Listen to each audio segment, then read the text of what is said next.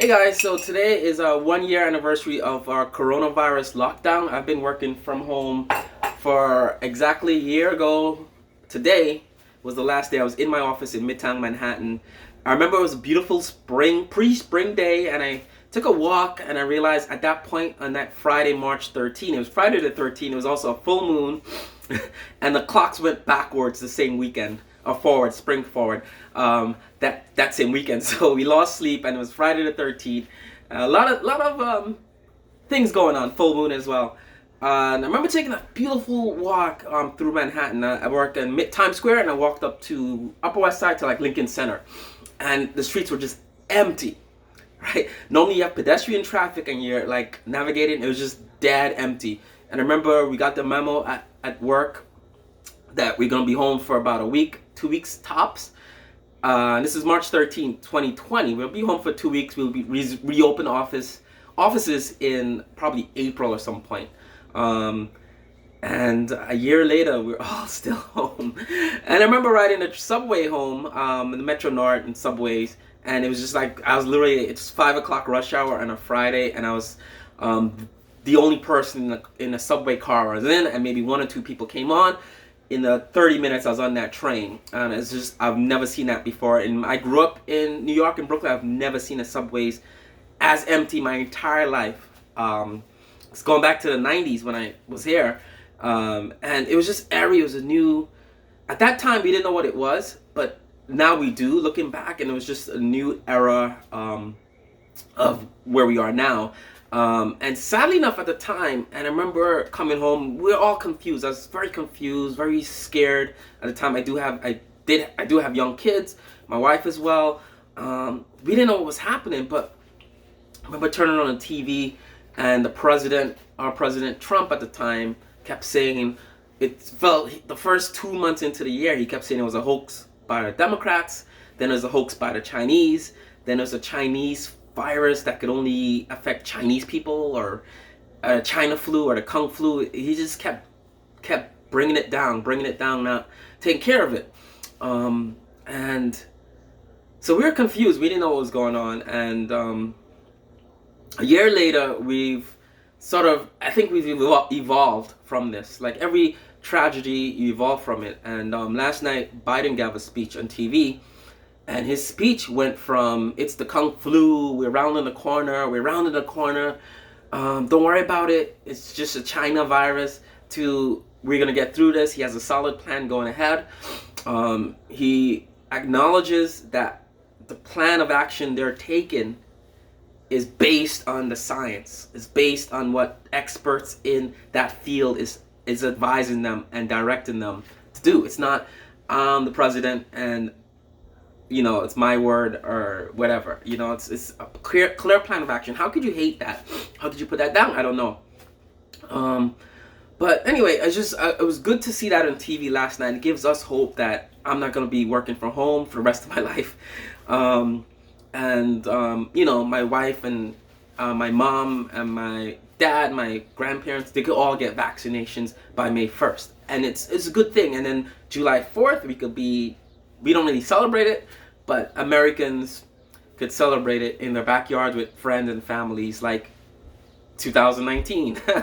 So it's a good thing. It's all good things. It's a Friday. It's sunny. It's warm where I am.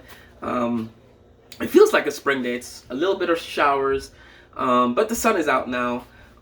Last night I did a video. You could check last video I did. It was in the backyard with my son. We were just playing, and I was thinking to myself when I was back there with him, like, this was our space for a full year. That's as wide as we went out comfortably without wearing a mask, without socially distancing. It's our private space, and in a way we're fortunate to have that.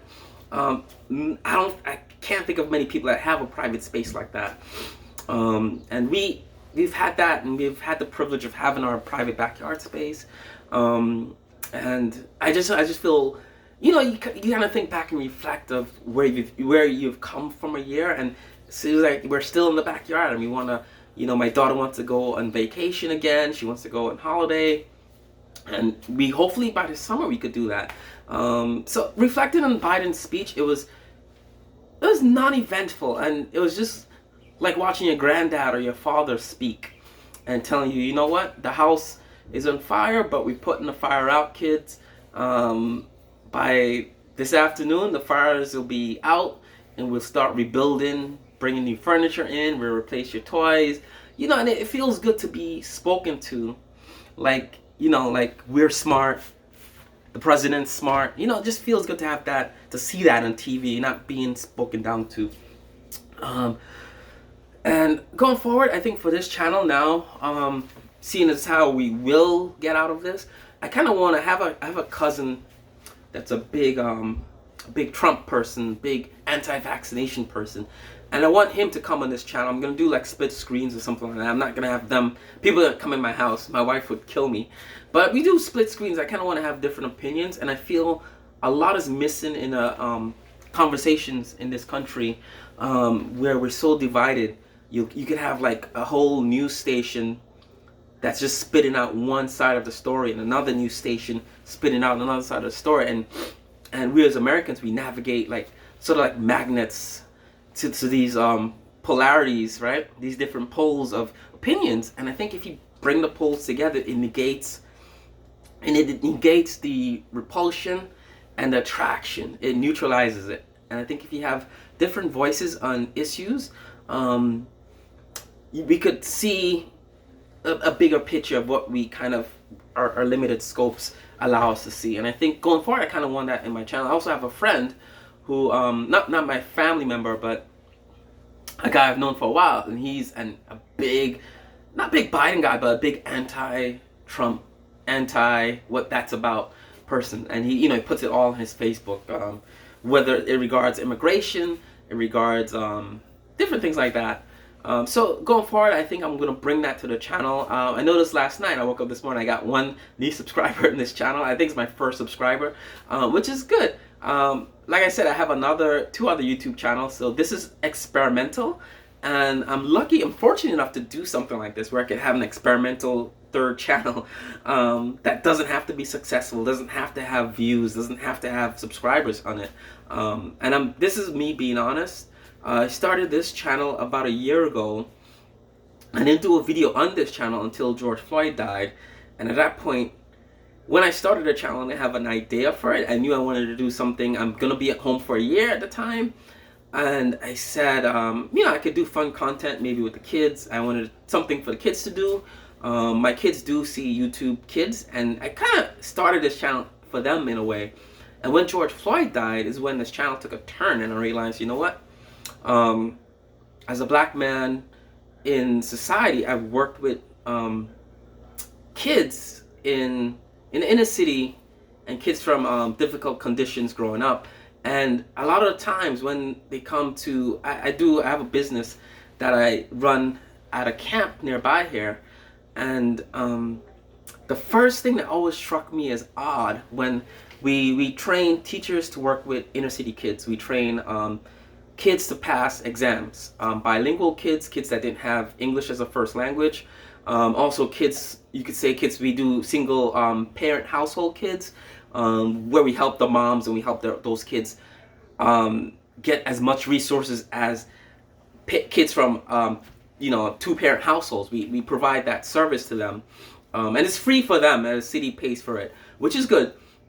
But a lot of times when I see these kids and they're you know, black, Latino kids, and kids from foreign countries that don't have resources in their households, they see me as a black man, and my staff, right?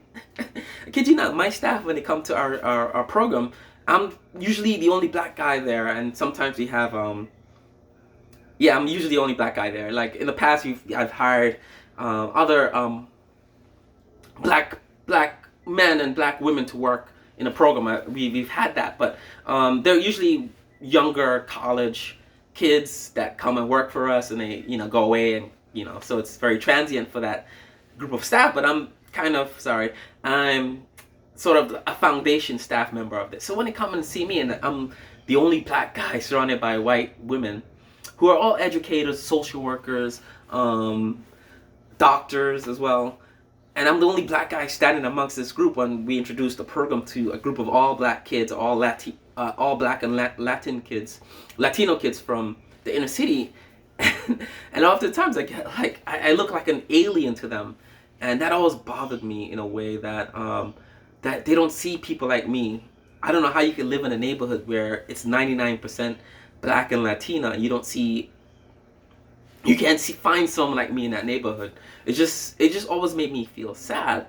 So when the thing with George Floyd happened, I kind of realized, like, people like me, where I live in a privileged location, my lifestyle could be seen as privileged from someone looking up from below me. There's a lot of overhead above me. We're not rich in any regards. We're not wealthy. But, looking up, you see me and you're like, oh, well, what's that about? Like, I don't, So I kind of want to put my voice out there to people, just so, if you find it, that's good. But I want people to know from this channel, when I started this channel, it wasn't for Trump people or Blue Lives Matter people. It was to give voice to people that are confused, young people. And I know how it is for them to see things happen during a pandemic and feel like you're targeted in some way, or it's your fault because of vitriol that comes out of was coming out of the White House at the time, and coming out of these Republican leaders at the time, and coming out of the police departments at the time, or the people that claim they support the police by saying Black lives don't matter if all lives matter, and George Floyd, it's his fault that he died. And it was to counter like the Candace Owens and Officer Tatum's, who are successful Black Americans, but they don't give a voice for other Black Americans. They give a voice for white Americans, or this Trump base that they're so myopic in supporting. Like, they're full support of this base. And it's just weird. And yesterday I talked about Stacey Dash being that myopic. And I think the flaw of that is that by being so focused and so supporting of one thing, you miss out on the rest of the world, right? One of my favorite books, I'll end on this, and this is what this channel is about. It's Stephen King wrote this book in 1968, I think when he was still in college, and it was one of the most un-Stephen King books you could imagine, you could read, right? And the funny thing is, the only other Stephen King books I've read was, I think, It, and The Stand, and The Langoliers, I think some of his short stories. I read Stephen King. I read a lot, but those are the only Stephen King books I've read. I'm not a big Stephen King reader, but the one book I picked up as a kid, and I read it when I was in college too, when I just started college, was called The Gunslinger, right? It's one of my favorite books of all times, and if you want to know anything about me, read that book, and then look at me, and then you'll know who I am. My entire adult life, it was a bottleneck as a youth coming into adulthood. When I read that book, I realized a lot of things, and I realized what I wanted for myself. And that book is, The Gunslinger. It's a traditional story with traditional, traditional elements, basically, of being a human being or being a character in a story that's evolving. And one of the points of that book that made me realize that I can't be myopic, I can't be dug in, I can't be doubled down on anything, is something happens to the main character who the gunslinger is trying to protect. And as the thing is, it's a very bad, tragic thing. I don't want to give spoilers away, but as the thing is happening, the boy looks up at the gunslinger who is in a position where he has all this power, but he can't help something he loves. He can't help this person that he loves so much, who's like a son to him. It's like a father-son kind of a thing. He's trying to help him. And the boy, goes on to say, go on with your life, gunslinger. There are other worlds than this one. And, the book kind of ends there in that tragedy. But, there's books after that showing what the boy meant. And, you don't even have to read the other gunslinger books. Just the first book. That point was made to say that for everything we're focused on, right? We're focused on helping someone. We're focused on our lives. We're focused on what we do and what we're about and what we love. But at the end of the day, there's all the worlds outside of a window, all the worlds around the corner on the street we live. There's all the worlds out there. Even if our world shrinks and dies and fades away into non-existence, there's a future with new worlds. There's all the planets with worlds. So spatially and temporally, there's all the worlds in all dimensions, right? So to focus on one thing, I know a lot of, as humans, maybe the way our brain functions, we want to focus on that one thing because it gives us stability, it gives us comfort by just only knowing one thing and only focusing on a few things around us, whether it be family, work, and that makes us happy. But at the end of the day, we have to know before we sleep, before we encounter tragedies, before we encounter change even, we have to know there's other worlds outside of our own bubble that we live in. And I think it's always been a staple of mine, my foundation of the way I live my life, that I have to know that there's other people, other things out there that I don't see and I don't touch. But my actions might influence them, and in a good or bad way, but I have to live in that mindset. And I think a lot of these Officer Tatum's, Candace Owens, Stacey Dash, these, and I'm saying them because they're the type of black people with a good voice, right? The message is terrible, but they have a good, strong voice that could influence a generation of other kids that come up like them. And I know Tatum said once, the reason he's pro-police or pro-this is because he worked in the ghetto. He's seen where black people hating cops, and he's grown up in a situation where, similar to me, where I grew up in a neighborhood that was rough, and I've seen a lot of crime in the black community. I've seen a lot of black and black crime. I've seen a lot of black and black disrespect, where you know, black people have less respect for other black people in their same building, in the same project building, same neighborhood, than they do for a white boss at work, you know? And does that make me look down on black people and support white people or support white culture, or to say black people aren't privileged or black lives don't matter? No, it doesn't.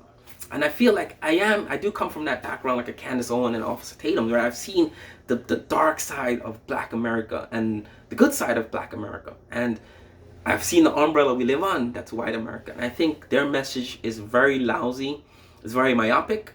And this channel is an anti what they're doing, basically.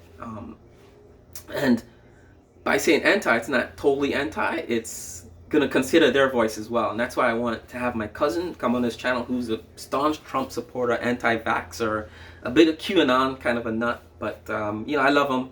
And then I have another friend who, you know, full Democrat, a couple of friends. I could bring a long list of people I could choose from, but yeah, just keep this channel open. But going ahead, it's been a year we've been home. I know this video is going on. I'm gonna end it here. And this is emotional for me. I've been home a year, and we've done so much in that year we've been home, even though we haven't really left. Mentally, we haven't left the house. I feel we're still trapped. But the message we had last night from the president, it's March 12th, 2021. The message we had last night was very uplifting, very hopeful. It wasn't something for me to put a flag on or to put a bumper sticker on my car about, but it's just going back to normal. That's all we want for ourselves and for our kids.